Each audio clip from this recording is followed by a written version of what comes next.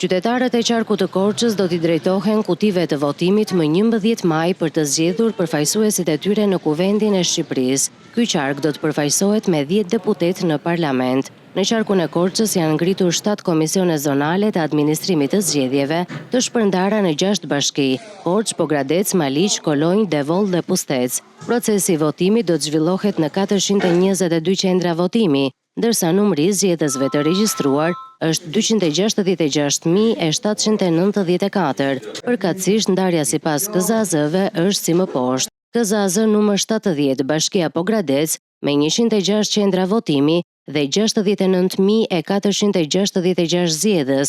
KZAZ numër 71, Bashkia Maliq, 76 qendra votimi dhe 46.036 zgjedhës.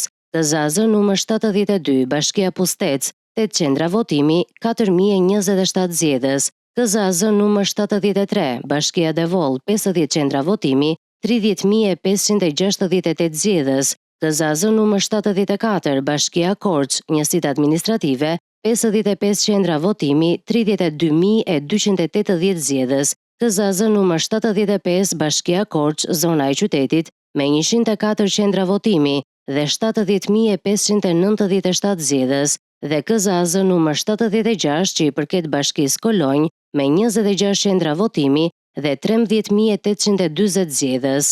Materialet zgjedhore përfshirë fletët e votimit, kutit, vulat, pajisjet e identifikimit elektronik dhe kamerat e qendrave të votimit kanë mbërritur tashmë në të gjitha KZAZ-t e qarkut. Shpërndarja e tyre drejt qendrave të votimit pritet të kryhet një ditë përpara zgjedhjeve, ndërkohë që komisionerët janë lajmëruar dhe trajnuar për të marrë në dorëzim materialet sipas procedurave ligjore. Autoritetet zgjedhore lokale kanë bërë të ditur se janë marrë të gjitha masat për një proces zgjedhor të rregullt, transparent dhe pa problematika.